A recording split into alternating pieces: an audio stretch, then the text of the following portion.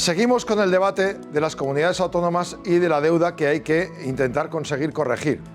María Jesús Montero insiste en que las comunidades autónomas tienen que cumplir dos requisitos. Uno, haber subido el IRPF, o mejor dicho, no rebajarlo. Con lo cual, varias comunidades del PP ya no cumplen ese requisito porque es previo, es del año 2021 hasta el 2023. Y segundo, se le rebaja un porcentaje de deuda entre el 17 y el 22%, que es la referencia de Cataluña, 22%. Por una parte, Puigdemont dice que o todo o nada, que no quieren café para todos. Por otra parte, las comunidades del PP están echando cuentas. Por ejemplo, Comunidad de Madrid no tienen prácticamente deuda en el Fondo de Liquidez Autonómica. Aunque le rebajen deuda de otros lados, como ellos han rebajado IRPF, ya sería un problema. Segundo, además la Comunidad de Madrid, el cálculo que han hecho de lo que les rebajarían de esa deuda, 8.000 millones, supone más o menos el 40% inferior respecto a lo que hacen a Cataluña. Dice, o todos igual o nadie. Tercera, Montero pide que sean las comunidades las que soliciten esa rebaja, para que se marquen y que digan, sí, yo no sigo las directrices de Feijóo, del líder, y yo siendo comunidad del PP, hay que entender que solo 6 comunidades han dicho que sí, que van a pedir la rebaja de esa deuda. La amortización de esa deuda, ¿qué pasa? No la pierden. La deuda esa la vamos a pagar todos los españoles. ¿Cuál es la diferencia? Pongamos Comunidad de Madrid, pongamos Asturias, pongamos Castilla-La Mancha, pongamos cualquier otra. Ellos han hecho los cálculos y ven que realmente si les descuentan un 15%, pero tienen que asumir el 22% de Cataluña, imagínense una comunidad a la que le descuentan 2.000 millones. Pero esa comunidad tendrá una deuda de 3.000 porque serán 2.000 más 1.000 de otra comunidad a la que le han descontado más dinero. De esa manera, las cuentas cuadran para el gobierno, pero según varios expertos, eso puede ser una bomba de relojería en el futuro. Eso además es un dinero que hay que añadir a la deuda de España. Y eso puede significar también que los fondos decidan que no tienen el mismo riesgo que tenía hasta ahora. ¿Qué va a ocurrir? La prima de riesgo puede subir.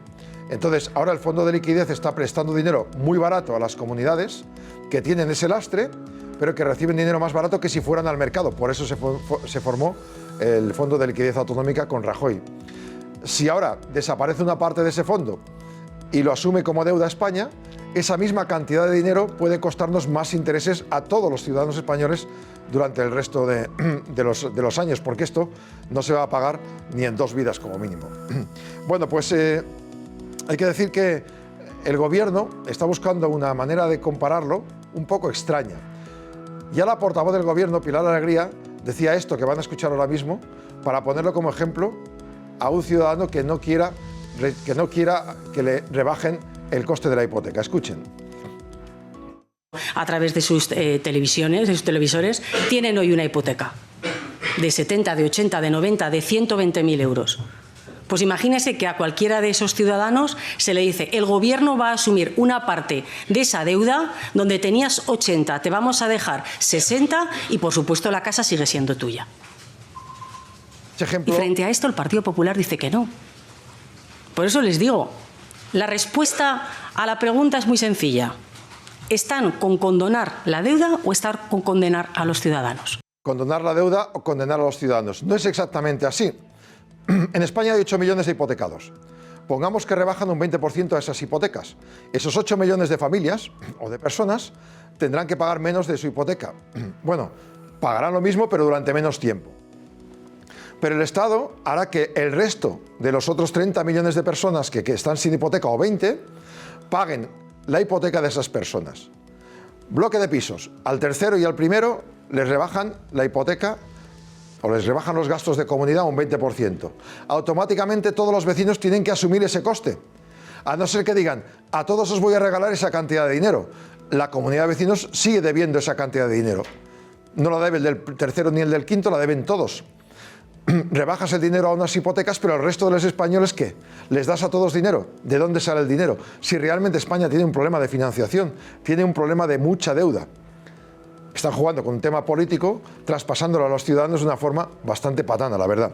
Bueno, sesión de control en el Congreso, se ha preguntado sobre ello. Saben ustedes que hay una manía en este actual gobierno, yo no lo había visto antes ni con González ni con Zapatero, algunas veces sí, cuando había mucha crispación, ni con Rajoy. Con Aznar posiblemente sí. La oposición tiene que preguntar y el gobierno responder. ¿Qué hace el gobierno?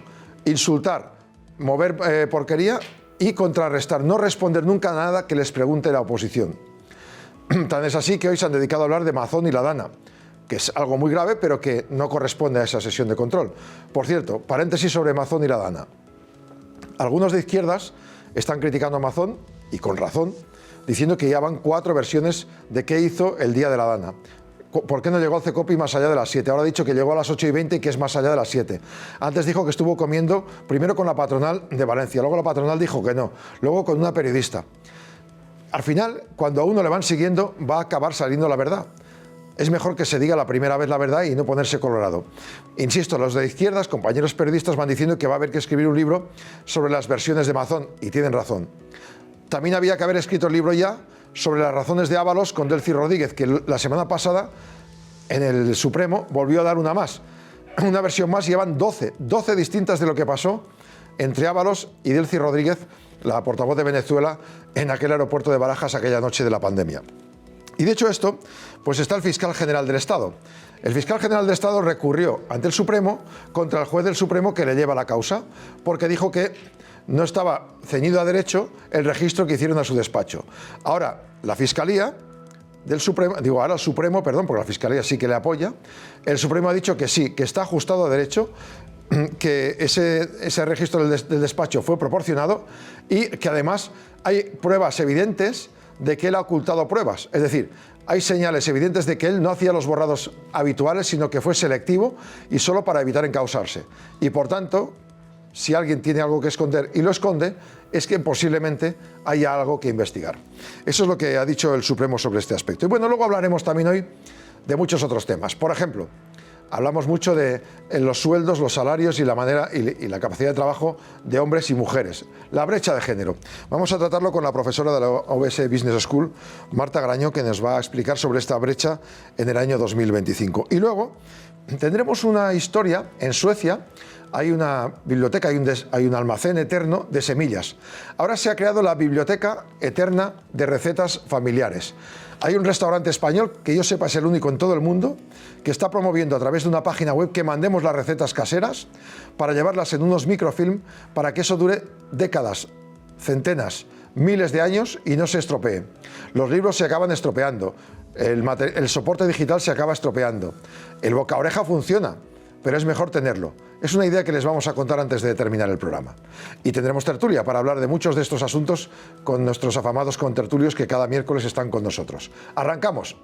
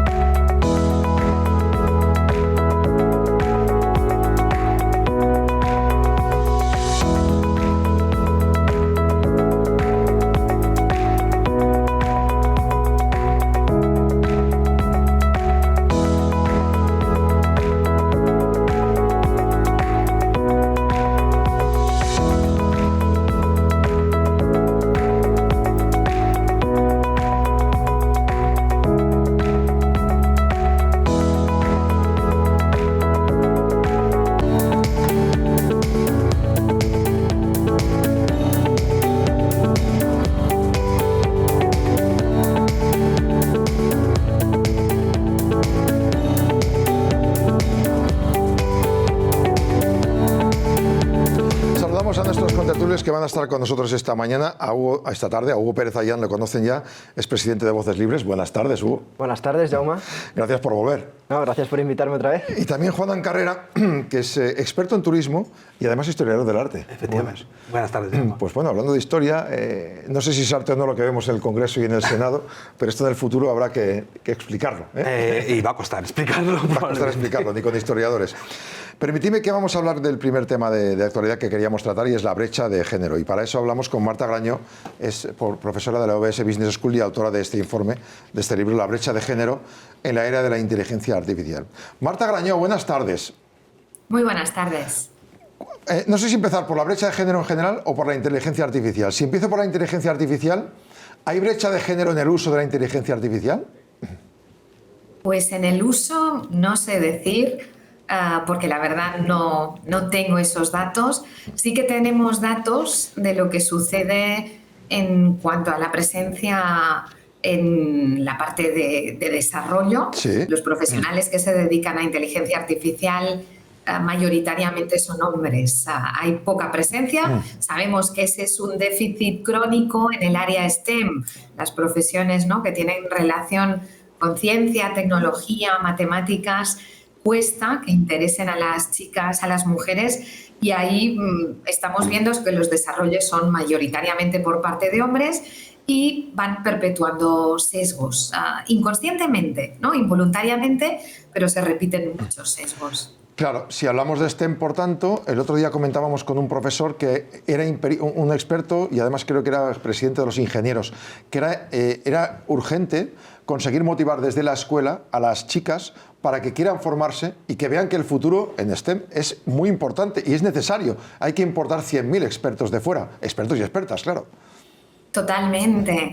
Gran parte de la clave para conseguir esa equidad está justamente en edades tempranas, en conseguir que ya desde la educación infantil ese interés, que realmente no hay diferencia. A las chicas también les gustan las matemáticas y esos ámbitos, pero a la hora de escoger profesión, lo que tiene que ver con su desarrollo profesional, por algún motivo, por influencias culturales del entorno, de roles, ¿no?, de visibilizar modelos, pues ahí se orientan mucho más, mayoritariamente el sector femenino va más hacia trabajos sociales, que tienen que ver con otras áreas. Y las ingenierías y los ámbitos tecnológicos siguen siendo mayoritariamente masculinos, con lo cual perdemos la diversidad que supone tener distintas visiones. Claro. Y es muy necesario. Sensibilidad distintas, lógicamente. Bien, si nos centramos en esto, si las áreas están mucho mejor pagadas, a nivel de brecha general, es decir, de todos los empleos que hay en un país, si los empleos más cualificados los ocupan los hombres, porque muchas mujeres no llegan o no quieren o no pueden, se produce también esa brecha, ya no solo en el mismo puesto de trabajo, sino a nivel general. Quien tiene unos salarios más bajos siempre serán las mujeres, ¿no? Totalmente. La brecha salarial no se produce porque para un mismo trabajo se pague distinto, mayoritariamente. No va por ahí, sino porque un determinado tipo de trabajos está mejor remunerado que otros. Y curiosamente, de hecho, el año pasado, en 2024, el Premio Nobel de Economía lo concedieron a la doctora Claudia Goldin, sí, por los estudios en brecha salarial, y ella mostraba cómo las profesiones donde tienen mayor tendencia las mujeres a ir están peor retribuidas. Y ahí podemos hablar, por ejemplo, de profesiones como enfermería. Enfermería sabemos que son colectivos mayoritariamente femeninos y cuando vemos las retribuciones pues están claramente por debajo de otro tipo de trabajos con un mismo nivel de dificultad, de implicación y de preparación, ¿no? Los ámbitos donde mayoritariamente trabajan mujeres será por tema de negociación, será por tema que históricamente ha sido así, están peor retribuidos. Y ahí aparece la brecha salarial, que no es la única brecha que existe, porque cuando hablamos de brecha de género deberíamos hablar de 4 dimensiones, ¿no? Una es la económica, la salarial, pero luego tenemos también la brecha, se mide a nivel internacional, la brecha en educación, porque sabemos que hay países y hay regiones en el mundo donde hay discriminación en educación en las mujeres.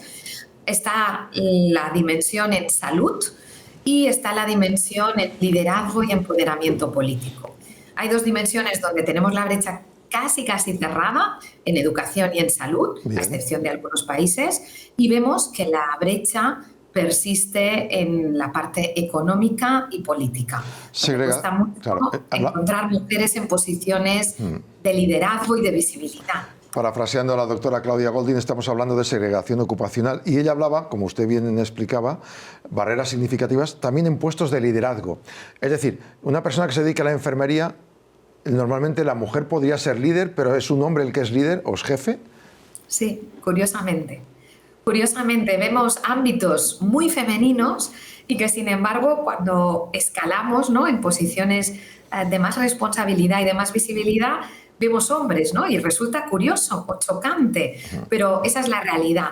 Está también ese componente de que en general, vamos a ver, no todas las mujeres son iguales ni todos los hombres son iguales, pero cuando hablamos de números, cuando hablamos de cifras, podemos comprobar que las posiciones de visibilidad no suelen gustar a las mujeres o vemos a muy poquitas, ¿no? Y eso sucede en el ámbito del liderazgo cuando analizamos rankings internacionales, ¿no? De posiciones de liderazgo como Forbes, en la lista de Fortune, vemos que CEOs, mujeres, solo hay un 10% en todas las áreas, ¿no? Que es muy poquito. Y en cuanto a visibilidad, si analizamos premios internacionales y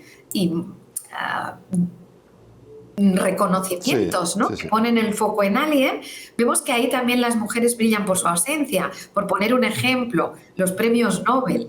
Si vemos dentro de todos esos años de historia, desde 1901, cuántos premios Nobel se han dado a mujeres, podemos comprobar que apenas llega al 6%.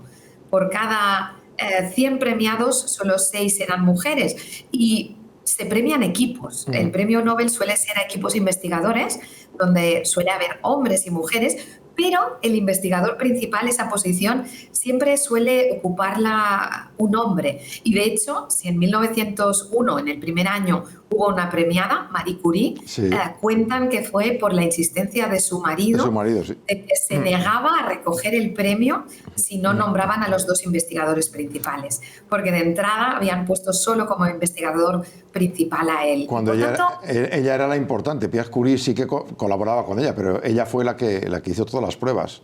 De hecho, murió por ello. Pero participaban ambos en el equipo de investigación, en el equipo investigador. Y es interesante analizar este tipo de situaciones porque nos muestran que a veces también somos nosotras, ¿no?, quienes debemos perder un poquito el miedo a esa visibilidad, ¿no? Dar un paso adelante y reconocer, ¿no?, el trabajo y ponernos delante de los focos, aunque a veces cuesta un poquito. Bien, en el informe contáis que haría falta 131 años al paso que vamos para llegar a la paridad auténtica en el mundo y 67 en Europa, que son muchos años. ¿Qué propondríais para conseguir impulsar medidas para reducir tantos años de brecha? Es que efectivamente vamos avanzando, pero a un ritmo lento y por tanto la extrapolación es muy fácil y el resultado es ese. En Europa somos líderes, somos la región del mundo que más avanzamos y para conseguirlo hay 3 ámbitos fundamentales en los que trabajar conjuntamente. Lógicamente está el mundo corporativo. Las empresas deben fomentar la igualdad, la equidad.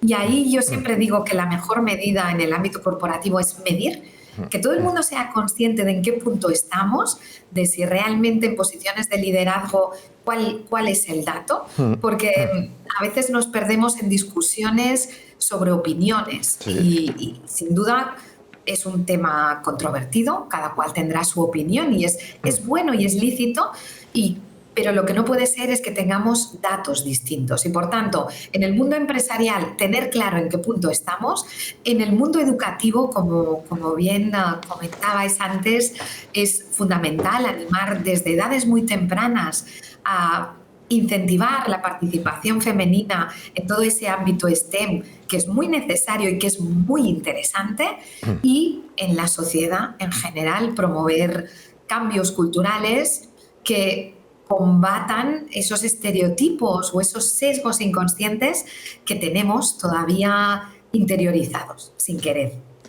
Pues muy interesante. Si quieren ustedes consultar brecha de género, la brecha de género en la era de la inteligencia artificial, es otro de los informes magníficos que prepara OBS Business School, cuya responsable es Marta Graño. Marta, muchas gracias y buenas tardes. Muchísimas gracias. Buenas tardes. Vosotros sois jóvenes, los 2 tertulianos, más o menos más jóvenes que yo. El más que yo. ¿Cómo vivís el tema de esta brecha generacional en vuestros empleos, en vuestros estudios? Bueno, yo estudio Derecho y Ciencias Políticas en la Universidad Carlos III y ocurre un poco lo contrario. La mayoría de personas en mi clase son chicas y eso que es un mundo, ¿no? Decía el derecho, ¿no? Parece que está reservado antes más a los hombres y ahí parece que esa brecha de género ha desaparecido, desde luego, al menos en mi universidad.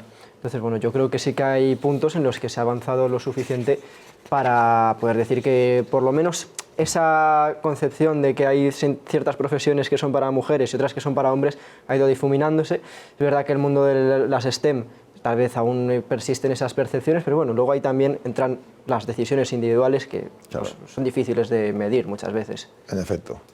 En mi caso, que tengo unos años más que Hugo,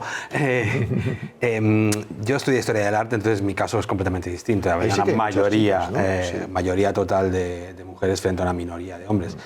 Pero yo, y por salirme un poco del tema, sí que iría a lo que supone una generación mayor, ¿no? La de mi entorno, la de mujeres que tienen entre 30 y 40 años y que a lo mejor no llegan a esas posiciones de liderazgo, porque llegar a esas posiciones de liderazgo en sus sectores implica una serie de renuncias personales y quizá lo que queda por reducir de esa llamada brecha de género sea una brecha de otra materia, que sea una brecha de maternidad, por ejemplo, ¿no? Claro. Porque estamos en un momento crucial de sus carreras en el que tienen que decidir si son madres o si siguen progresando en su trabajo, y quizá es ahí donde hay que incidir también. Claro.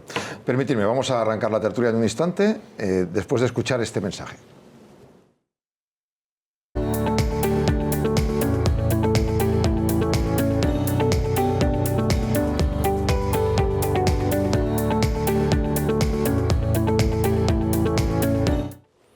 Los temas del día pasan una vez más por esa reunión del Consejo Fiscal. Las comunidades autónomas, 6 comunidades autónomas sí que aceptan la quita de una parte de la deuda del Fondo de Liquidez Autonómica, pero la mayoría, las del PP, dicen que no.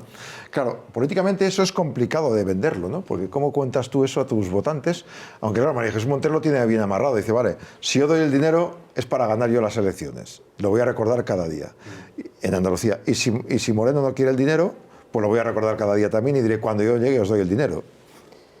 Sí, yo creo que el caso de Andalucía es el más sangrante de todos, ¿no? O sea, es evidente que todo el proceso de condonación de deuda es una forma de uso personal de recursos del Estado, en este caso de gestión de la deuda, para mantener el gobierno en la Moncloa. Pero en el caso aún más sangrante es el de la Comunidad Autónoma de Andalucía, después de que sea la ministra María Jesús Montero la que es nombrada candidata. Ella tiene el arma en la mano, tú lo acabas de explicar muy claramente. En el caso andaluz, tiene un arma para esgrimir en la campaña andaluza frente al actual presidente del Partido Popular. Si tú no quieres la quita de deuda, yo te voy a echar en cara. Si tú la aceptas, voy a seguir diciendo que he sido yo, con lo cual para ella, en este caso, y de cara a la campaña andaluza, todo apunta a que es un win-win en todo caso.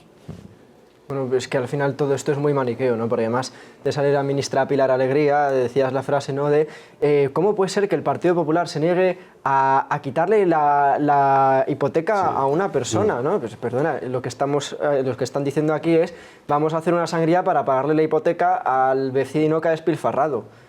Pues entonces eso, desde luego, no es justo. Y luego, claro, entonces meten al resto de comunidades. Dicen café para todos. Pero ¿qué ocurre? Que al final, primero, ni eso tampoco es del todo equilibrado, porque hay comunidades como la Comunidad Valenciana que esa deuda viene de una falta de financiación estructural por parte del Gobierno de España y de los gobiernos de España, de muchos que ha habido.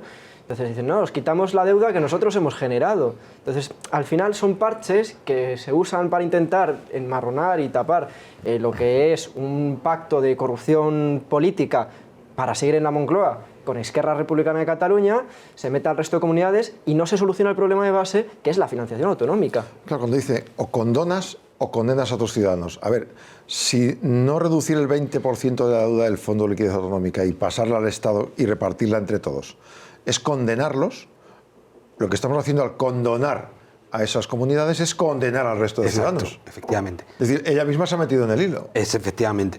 Pero además es la estrategia socialista desde que está en el gobierno, es decir, es un chantaje constante.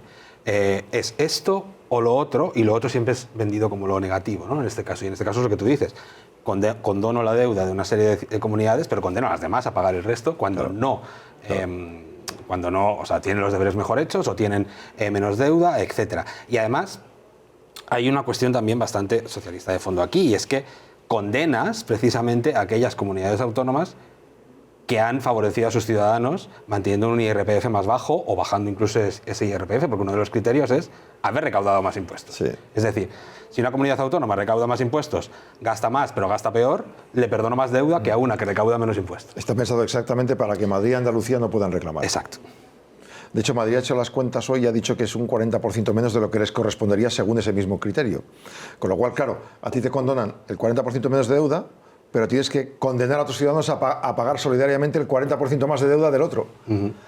Es todo un sin Dios. Y además, hablabas tú antes de la financiación. El gran pacto de financiación, el problema que hay, si lo reabren, es que no solo hay que condonar, porque ya Puigdemont pide condonar toda la deuda catalana, sino que ellos ya piden un paso más allá, llevar su propia hacienda. Entonces, es decir, vale, yo te dejo a ti libre, me quedo con tu deuda, te pago a tus jubilados y tú te gestionas tu dinero. Bueno, pero es que aparte aquí hay un tema que hay que hacer énfasis. Parece que condonar la deuda es, esta deuda desaparece y ya no existe. No, no, esa deuda pasa al Estado, que es por eso decimos lo de que entre toda la comunidad pagamos con una sangría lo de un vecino. Oye, es que el dinero no desaparece, no hay nada que sea gratis, hay que repetir mucho esto de gratis significa que lo paga otro. Entonces, siempre que se habla de, no, pero ¿cómo se puede oponer a alguien a que le perdonemos una deuda? No, perdonarle la deuda a Cataluña o a quien sea, la asumimos entre todos. Y encima además de una comunidad que siempre se ha negado a ser solidaria con las comunidades más desfavorecidas. Entonces, no solo es que le estés condonando la deuda a un vecino, sino que encima se la estás condonando al vecino rico que ha despilfarrado y se ha arruinado en su despilfarro. Miguel Córdoba, buenas tardes. Hola, buenas tardes, Jaume, encantado de estar con vosotros. Nuestro experto profesor. Yo no sé si tienes hipoteca o estás de alquiler. Si tienes hipoteca, te rebajan el 20%. Si estás de alquiler, te tendrían que pagar el 20% del alquiler. Lo he hecho muy patán para que tú me cuentes tu versión. Bueno, vamos a ver, este tema es un tema que no tiene nada de económico, es un tema meramente político. Al final, cuando tú planteas un tema de endeudamiento, pues tiene muchos matices, pero lo importante es quién paga, ¿no? Entonces, el problema que tenemos en esta historia es que hay que darle 17.000 millones a Cataluña como sea, como evidentemente no puedes decir se los regalo y ya está, pues dice, venga, pues metemos un poco a todas las demás con unos criterios que evidentemente benefician a quien benefician y tal. Pero esto, seamos realistas, esto no es más que un asiento contable. Las administraciones públicas son varias, ¿no? Entonces, quitas la deuda de una administración autonómica y coges la deuda y la pones en la administración estatal, que efectivamente lo que supone es que todos los españoles deben esa deuda ya. Si beneficias en ese reparto a alguna comunidad autónoma, como puede ser el caso catalán, pues estupendo, entonces cumples lo que te están diciendo. De hecho, estaba hablando de 15.000 y ha puesto 17.100. Es decir, que el planteamiento es exclusivamente político y esa deuda la seguimos teniendo. España sigue teniendo esa deuda porque lleva sin pagar deuda, pues no sé, 20 y tantos años. Entonces, hay que ser realistas. Estoy de acuerdo, es el que es, no beneficia pues, a nadie. Encima le tiende una trampa al Partido Popular en el sentido de que dice, vale, pues si no lo pides, entonces estás perjudicando a tus ciudadanos, lo cual, bueno, pues dice muy poco de lo que debería ser una gestión, digamos, objetiva en temas de gobierno, ¿no? Entonces, bueno, pues es una más de un trilero que tenemos de presidente del gobierno y que sigue haciendo todas las suyas. Oye, Miguel, el Fondo de Liquidez Autonómica, cuando en su momento hablamos de ello tú y yo, que éramos un poco más jóvenes, era cuando para financiarse en el mercado general, en los mercados, España tenía que llegar al 6%, lo rebajaron porque Draghi se puso a dar a la máquina de los billetes, pero las comunidades no llegaban tampoco y creo que se financiaban entre el 4,30 y el 5,80. Y entonces el FLA dijo al 1 y algo por ciento. Yo recuerdo que en Cataluña se quejaban porque decían que Rajoy ganaba dinero prestándoles dinero a ellos. Ahora el FLA, la deuda del FLA sigue financiada a un porcentaje muy inferior de intereses, es decir, al pasarla al gobierno central puede ser que tengamos más presión de los acreedores y, por tanto, que suba la prima de riesgo.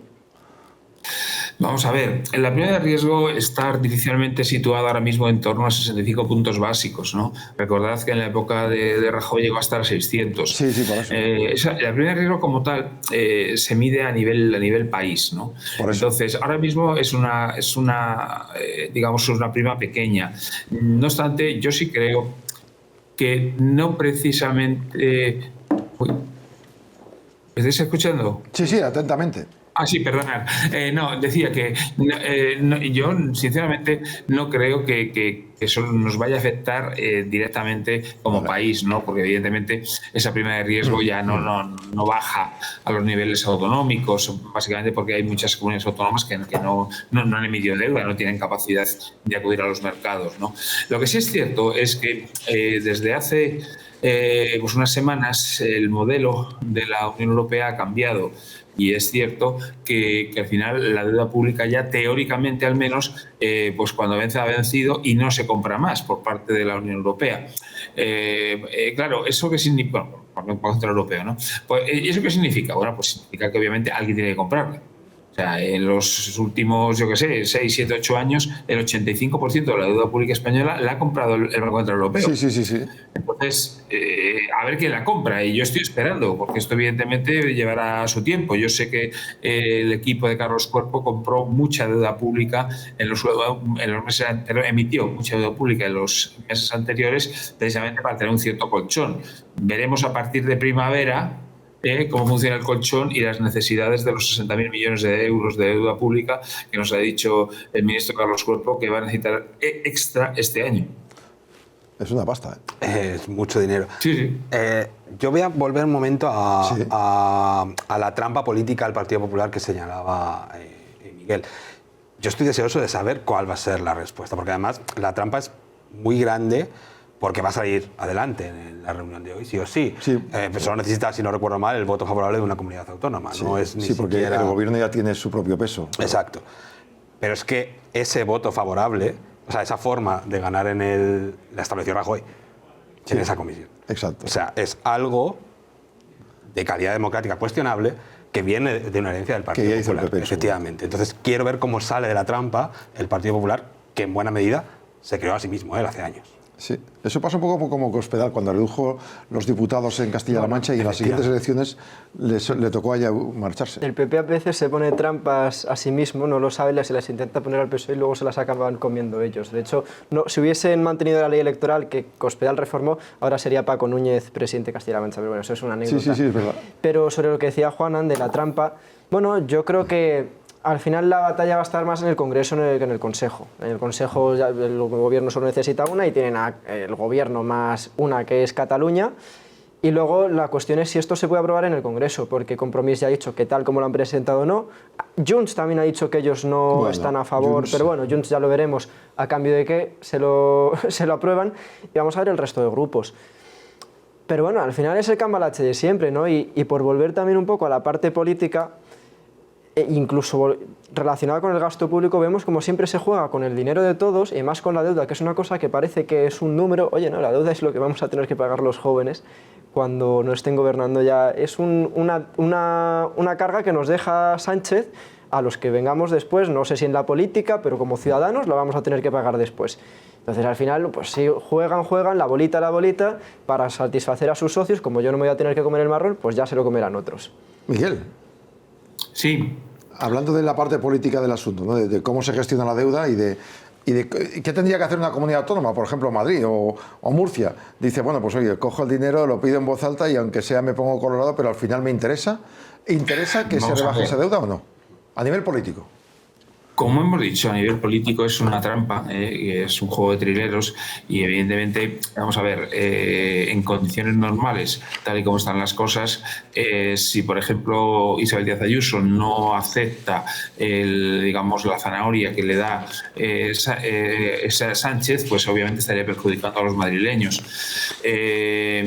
Si la acepta, pues a nivel político estaría haciéndole el juego, con lo cual, por eso digo que es una trampa saducea, ¿no? Es un tema realmente que no está bien, yo lo veo muy poco democrático, y que lógicamente, al final, repito, a nivel de endeudamiento de administraciones públicas, que es el dato básico con el que se rigen a nivel europeo, etcétera, no va a cambiar, simplemente es quien la debe, ¿no? Aquí tenemos que tener en cuenta, yo creo que habría que irse un poquito a la evolución que ha tenido la deuda autonómica. Cataluña está cerca de los 100.000 millones desde la época aquella de los bonos patrióticos de Artur Mas, ¿no? Al final el planteamiento es que cuando ha llegado el vencimiento de aquellos bonos había que pagar como fuera, y ya Cristóbal Montoro en su día, y yo nunca lo entendí, dijo que bueno, pues que oye, que vamos a ver cómo lo apañamos, esto de la imagen de España y tal, y eso no está bien. ¿Por qué? Porque si ahora hacemos un ratio tan sencillo como decir la deuda autonómica dividida por el número de habitantes, resulta cuenta que la deuda que tiene Cataluña por habitante es 3 veces y media más que la deuda que tiene Castilla y León. Es decir, se ha derrochado durante 20 años todo el dinero del mundo, incluidas embajadas y demás, en Cataluña, mientras que en Castilla y León, por ejemplo, por decir algo, digamos que está en el otro extremo, pues han sido mucho más cuidadosos con la deuda y no se han endeudado. Este tipo de planteamiento que está haciendo ahora el gobierno, primero es injusto y desde luego para mí no es nada democrático. Y luego pensando en el futuro, porque dentro de 10 años puede pasar lo mismo. Sí, no, por supuesto. Sí, pero, claro. Sí. Precisamente la trampa de siempre, ¿no?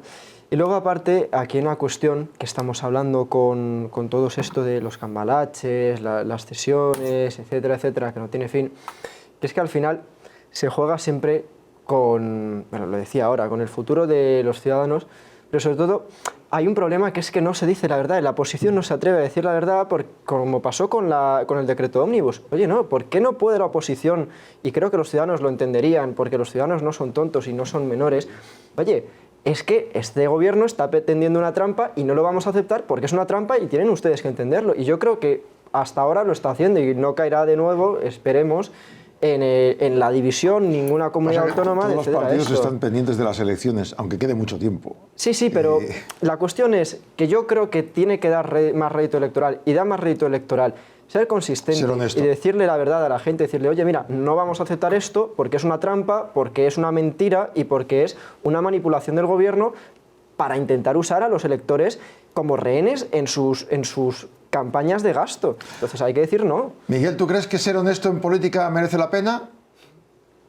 Hombre, yo siempre he creído que eso es así. Lo que pasa es que, claro, el concepto de política a lo mejor es un concepto que hay que ver según las personas. Es decir, yo creo que, pues en general, por lo menos en una serie de años de la transición, yo creo que hubo honestidad en la política. Y estoy hablando de la época de Suárez, de la época de Felipe González, de la época de Calvo Sotelo, de la época de Aznar, por lo menos en su primera legislatura. O sea, creo que sí que hubo honestidad en la política. Desgraciadamente llevamos ya un tiempo que realmente para mí la honestidad digamos que ha cambiado su significado para muchos, ¿no? Yo creo que sinceramente ahora mismo en el caso del gobierno de Sánchez el objetivo básico es, y no es otro, que mantenerse en el poder como sea, y es evidente que estas medidas que está tomando, luego la última esta que estáis comentando, realmente a mí me parece increíble que uno ceda hasta esos niveles simplemente por mantenerse en el poder, porque sabe que sin los votos de Puigdemont no puede gobernar. O sea, yo estoy sorprendido de que siga gobernando con el gobierno Frankenstein de 7 o 8 partidos ahí y haciendo los equilibrios que hace. Y que lo único que le puede reconocer a Sánchez es que es un buen político, buen entre comillas, no estoy diciendo que sea bueno, sino buen político en el sentido de que es capaz de llegar a estos niveles, ¿no? Sí. Pero yo como ciudadano creo que para mí no es democrático, no es honesto las decisiones que está haciendo, porque no está pensando en la globalidad de los individuos, que es lo que tiene que hacer un gobernante político. Está pensando en él, en amigos, familiares y gente de carnet. Es un político avispado, efectivamente, pero igual no es buen político a la antigua usanza. Por cierto, el colchón suele durar 8 o 10 años. Si en su manual de resistencia dijo que lo primero que hizo fue cambiar el colchón, quiere llegar hasta el 27, al menos amortizaremos el colchón. Si hay que cambiarlo antes, nos va a costar una pasta el colchón. Es una broma, pero... Efectivamente, sí. Volviendo sobre la honestidad, si me dejas un segundo, adelante. Yo creo que sería lo deseable en política, ¿no? Ser honesto. El problema es que hemos comprobado que no te da votos en la actualidad. Pero yo creo que es, o por lo menos de mi modo de entender, es como debería ser la política.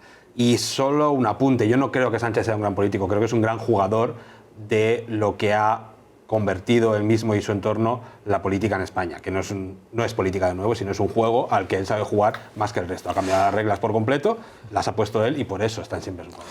El que juega muy bien, bueno, dicen que juega muy bien es Donald Trump. A ver, lo último que sabemos de Zelensky es que, extrañamente, porque pensábamos que no iba a ceder en nada, lo último es que acepta un acuerdo con Trump para sentarse a hablar con él de una vez, para que le tenga en cuenta, y es, vale, podrás coger mis tierras raras hasta la cantidad que me hayas puesto de dinero, pero a cambio no me dejes tirado. Ese no me dejes tirado, algunos interpretan, vale, que Europa se espabile y ponga 100.000 soldados. Pero si son soldados de la Unión Europea, son también de la OTAN, y Putin no lo quiere. A no ser que Trump diga a Putin, oye, en esta línea, del río de Dnipro para acá, le llames como le llames, va a haber soldados de la OTAN. ¿Eso se puede conseguir?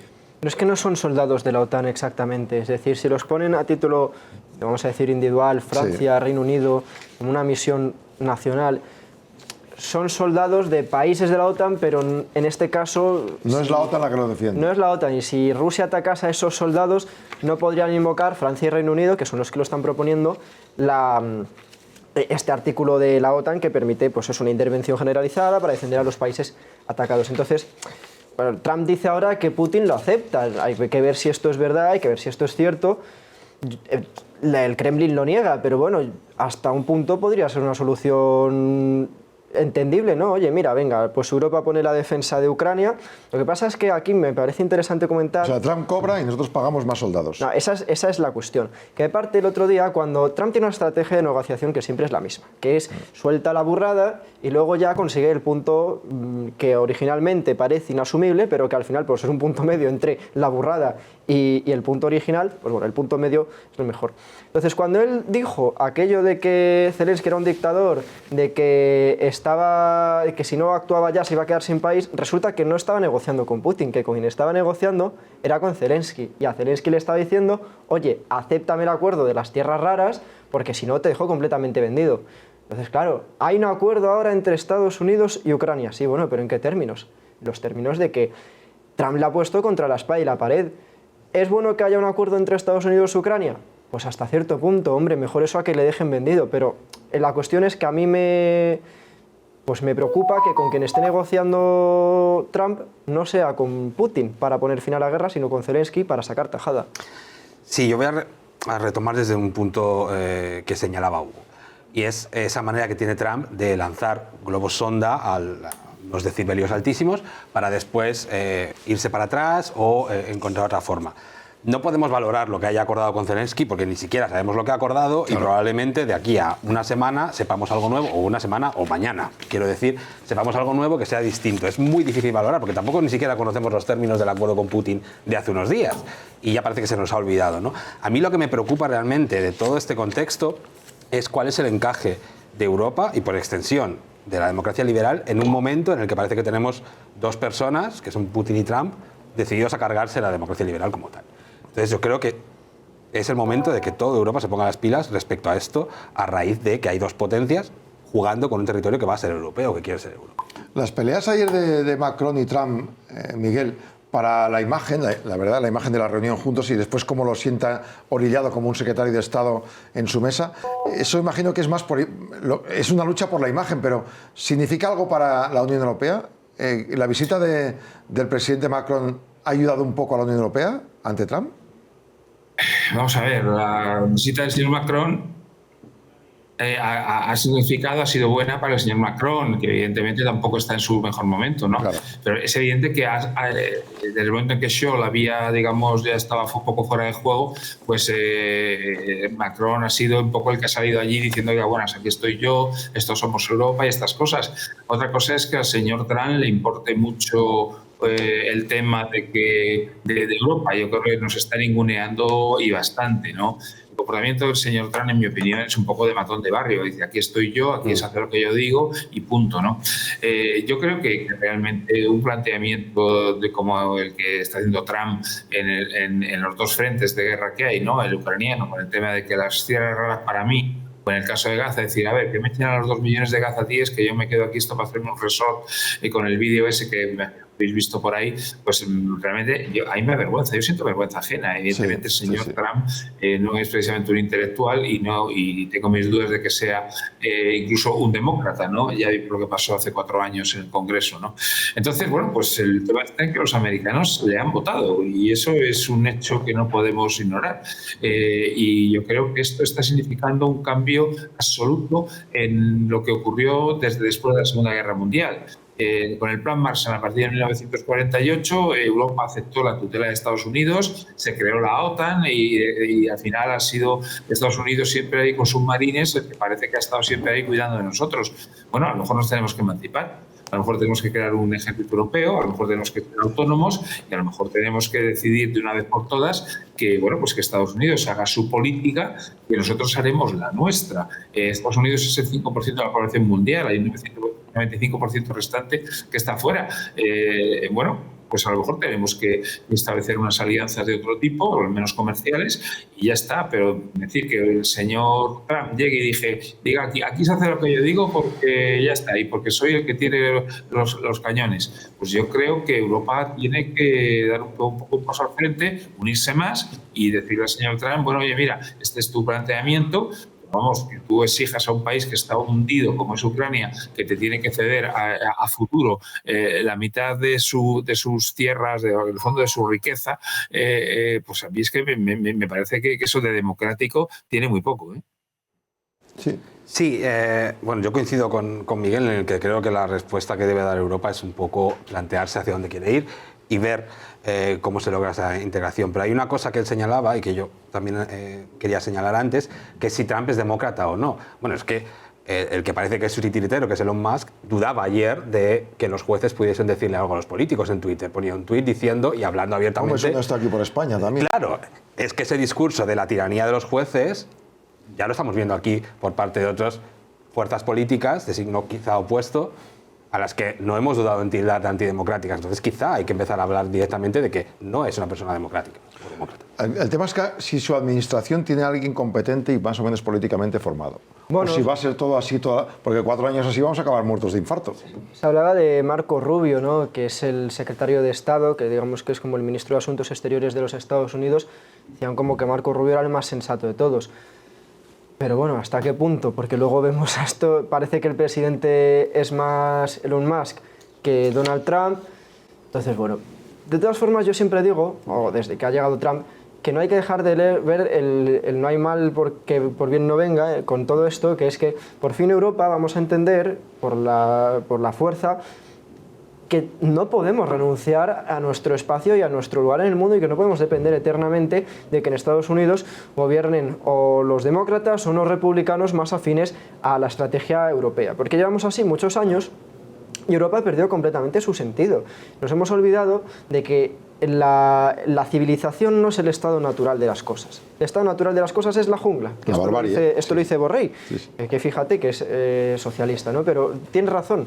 Y en realidad esa frase viene más de Ortega y Gasset que de Borrell, pero bueno, él se la apropió y la conocemos por él.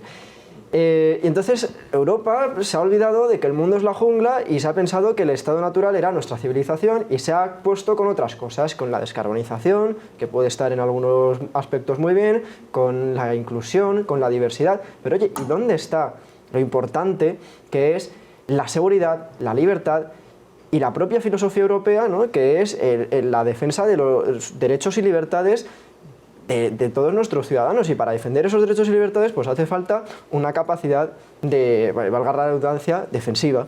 O sea, acoger a Ucrania como miembro de la Unión Europea y por tanto también compartir con ellos sus deudas, pero también sus recursos naturales, pero formar una especie de sistema de defensa europeo, llámale una OTAN europea o como sea, eso, Miguel, no solo cuesta muchos millones, cuesta décadas, ¿no?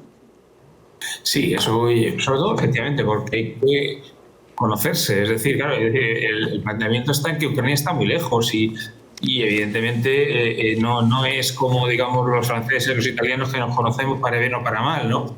Entonces esa gente pues tiene que, digamos, acoplarse a lo que es Europa cuando ha pasado toda su vida, pues desde los pogromos de la época soviética hasta ahora, ¿no? Es decir, los ucranianos en los años 30 se morían literalmente de hambre.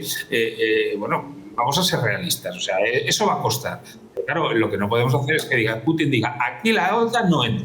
Bueno, vale, ya está. El Putin dice, oye, tus tierras raras para mí. Vamos a ver, se supone que es un país europeo, y a lo mejor no tenemos algo que decir, ¿no? Entonces, yo creo que al final Ucrania tiene que buscar su futuro y que es un país que es pobre en el fondo y que como el resto de todos los países de la antigua Unión Soviética, ¿no? Os recuerdo que el PIB de Rusia es de 1,8 billones, mientras que el de Italia, por ejemplo, es de 2,1. Es decir, Italia es bastante más económicamente hablando que toda Rusia. Otra cosa. Oye, y a nivel ejército, a ver, Ucrania no tenía apenas ejército, se las ingeniaron como pudieron, ahora tienen ayuda externa, pero Rusia tampoco ha demostrado ser una gran potencia. O sea, está tirando de los coreanos. No. Tenía ahí unos tanques ahí de la época soviética y esas cosas. Yo tengo mis dudas el tema del nuclear, de que le den al botón rojo y les exploten a ellos allí los misiles. Cuidado, Es decir, lo que sí es cierto es que hay una amenaza y eso es lo que explota a Putin. Entonces, en fin, yo la verdad es que creo Claro, pero que... si Rusia se da cuenta o sea, si enseñamos a Rusia que no son lo que ellos dicen, es decir, conseguimos demostrar que con 4 ejércitos aquí europeos te podemos dar caña, y Trump puede apretar el gatillo, igual Putin frenaría un poco sus ansias. Y Trump seguiría liderando el mundo. Pero para eso tenemos que tener el ejército europeo. Y ojo, no sería tan caro, porque estamos 20 y tantos países gastando igualmente. Si unimos el esfuerzo común con sinergias y haciendo las cosas bien y dejando de pensar que el país de al lado no es mi amigo, sino alguien que conozco pero que me da miedo, entonces la cosa funcionaría. Un ejército europeo no tiene por qué ser más caro que 27 ejércitos por separado. Pero lo que pasa es que hace falta gente que no sean ideólogos políticos, como nos pasa en España, sino gente con capacidad de gestión y que sean capaces de engranarlo todo eso. Y con un ejército europeo bien pertrechado y con una tecnología que la tenemos buena, tanto la inglesa como la alemana y tal, pero la alemana o la francesa, etcétera. Bueno, compartiendo un poco todo esto, sinceramente, podemos plantarle cara a Putin como han hecho los ucranianos, que nadie se creía hace 3 años que Ucrania iba a aguantar los ejércitos de Putin. Bueno, yo aquí 2 puntualizaciones. La primera, también cuidado con pensar que podemos humillar a Rusia. No sé si podemos hacerlo. No humillarla, pararle los pies. Sí, pararle los pies. Decir que ellos no nos humillen. Pero como hemos dicho aquí, al matón del patio decirle que entre todos le podemos. Sí, eso perfecto. Pero cuidado también con decir, bueno, vamos a ganarle la guerra a Rusia, que hay que ganarle sería deseable ganarle la guerra a Rusia. Pero cuidado también con un Versalles 2.0, porque claro. Esto puede revivir. Estamos hablando muchas veces que parece que estamos en entreguerras, a ver en qué periodo, si la historia rima, en cuál estamos exactamente. Luego, por otra parte, se habla de un ejército europeo y a mí me parece que es un tema que se habla siempre, el ejército europeo, que no es realmente del todo útil como estructura, es decir, vamos a poner una fuerza común, porque además, ¿quién decide sobre ese ejército europeo? Lo que sí que creo que tiene que haber es una política verdaderamente común en defensa, en la estrategia de seguridad, y que deje de estar al servicio de los intereses nacionales hasta cierto punto. Lo que tienes que estar es al servicio de toda Europa. En la PAC, por ejemplo, para el tema agrario, bien que está bien embridado todo, y no dejan que se escape ni un agricultor. Si montas una PAC militar... Sí, voy a retomar la idea de Hugo. Creo que el problema del ejército europeo, que yo creo que puede ser deseable como algo a futuro, el problema es el propio funcionamiento de la Unión Europea. Si queremos crear un ejército europeo para la guerra de Ucrania y Rusia, probablemente el ejército europeo llegue para cuando nos hayan invadido desde Marte. Sí. Es verdad, esto es así, es un hecho. Sin embargo, hay mecanismos que pasaron durante el COVID, y voy a hacer un paralelismo, por ejemplo, con la tan deseada deuda común de la Unión Europea, que nunca ha llegado, pero sí que se hicieron mecanismos durante el COVID para emitir determinados fondos comunes o para hacer compras de vacunas comunes a partir de una unión de todos los países. Creo que por ahí, coordinando los ejércitos nacionales de cada país, se puede crear una fuerza conjunta, llamémosla temporal o como la queramos llamar, sin necesidad de pasar por todos los trámites burocráticos de decidir quién está controlando esto, cuál es el organismo que creamos, etcétera, etcétera, etcétera. Y que la OTAN tampoco es un ejército común, o sea, que podemos tener una especie de fuerza europea o de organización europea de la defensa sin pensar que tenemos que crear un ejército europeo bajo un mando único. Sí. O sea, lo que tiene que haber es yo no soy experto en defensa, aquí nos falta Dani de la Rosa, que es el experto, ¿no? O sea, puede haber a nivel operativo un mejor funcionamiento más concentrado y que no dependa de 27 personas. Pero también, insisto, esto del ejército europeo, de poner todos una fuerza común al servicio de la Comisión Europea o del Consejo Europeo, pues me parece que va a ser menos útil que si decimos, oye, mira, vamos a mandar estas fuerzas coordinadas, y hay esos mecanismos de coordinación existen y se pueden reforzar, para tener una fuerza de paz en Ucrania. Eso sí se puede hacer. Todo esto cuesta dinero, Miguel. Hay que buscar otros mercados, dado los aranceles y dado el tratamiento que tenemos con China y con Rusia. Por ejemplo, intentar potenciar nuestras relaciones con Sudamérica, Centroamérica, o intentar potenciarlas incluso con algunas partes del sur de Asia o de África, o ya está todo copado por los chinos y los americanos.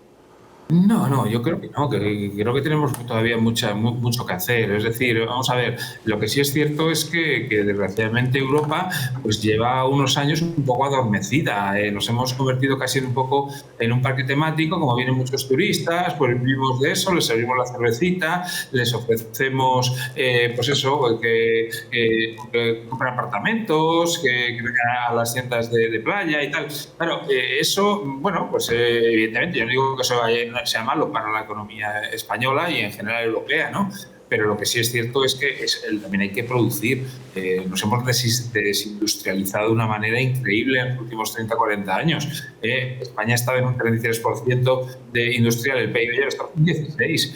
Y eso se ha hecho con la aquiescencia de los gobiernos. Entonces, bueno, pues yo creo que ese tipo de cosas hay que cambiarla.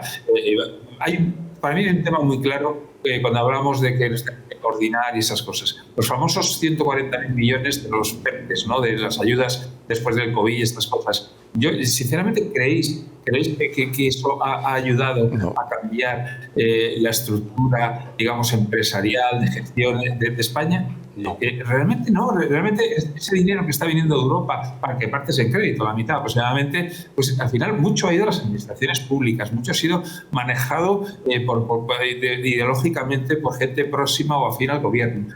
Esa no es la solución de Europa. Comentabais, no, es que esto es un tema de coordinación. Mira, el señor Trump es el capitán general de los ejércitos americanos y nadie de Ohio o de Alabama le va a decir a Trump lo que tiene que hacer con el botón rojo. Entonces, mientras no seamos capaces de competir en eso, es decir, de tener la capacidad como Europa, Estados Unidos de Europa, no desunidos, pero digamos la capacidad de tomar ese tipo de decisiones, estaremos siempre en inferioridad de condiciones y siempre un señor como Putin o como Trump nos dirá lo que tenemos que hacer y tendremos que hincar la rodilla. Sí, pues que ahí tal vez sí que, bueno, cuando aparecen aquí en escena Macron, Starmer del Reino Unido, creo que ahí se nota la diferencia. Oye, es que tal vez no tengamos tampoco la capacidad de hacer un ejército europeo ni un comandante en jefe de los ejércitos europeos, porque hay 27 ejércitos europeos y los más potentes son los de Francia, Reino Unido, y luego ya no sé en qué medida España, Alemania, Italia pintamos algo ahí. Sobre todo Francia y Reino Unido está ahora fuera de la Unión Europea, pero está jugando en el marco europeo, por suerte, son los que tienen la capacidad de defendernos. Sí. Y tienen el arsenal nuclear y tienen las mayores capacidades militares. Entonces, y además son ellos quienes quieren mandar las tropas a Ucrania. ¿Y nosotros tenemos que decirles a Francia y al Reino Unido que no pueden hacerlo? Bueno, pues si ellos quieren hacerlo, podemos darles respaldo, podemos sumar tropas, podemos sumar capacidades, pero Macron también es comandante en jefe de las Fuerzas Armadas francesas. Sí. Entonces, tampoco se trata de volver a una Europa de las naciones. Yo estoy muy a favor de la Unión Europea, pero desde luego en estos temas militares tal vez lo más eficaz es que los países que quieran mandar fuerzas a Ucrania lo hagan. Sí, yo por seguir un poco con el paralelismo que señalaba Miguel, es que en Ohio no hay un ejército propio de Ohio, todo el ejército es ejército estadounidense. Nosotros no estamos en ese punto, estamos en un punto en el que hay 27 estados y cada estado tiene su ejército ya. No vamos a crear un ejército desde cero, sino que existen 27, con lo cual creo que el paso más lógico es establecer la coordinación entre esos ejércitos y poder actuar en este momento en el frente que tenemos, que es el de Ucrania contra Rusia. Veremos qué pasa en los próximos días. A ver, con Trump cada día tenía eso aquel, cada día tenemos noticias que comentar, así que Trump va a ser el titular durante muchos meses y años, y espero veros aquí meses y años. Así que, Juan, gracias y te veo mañana, ¿no? Sí, un debate que haremos muy interesante. Nos vemos mañana hablando de pensiones, efectivamente. Muy bien, y Hugo Pérez, gracias y hasta la próxima. Gracias de nuevo. Miguel Córdoba, nuestro experto y gran economista, gracias y hasta la próxima. Gracias a vosotros, encantado de estar con vosotros. Mucho gusto. Pues vamos a terminar aquí el programa de hoy, comentando todos los temas de la actualidad. Mañana volvemos, más vida aquí en Vida Televisión. Hasta mañana.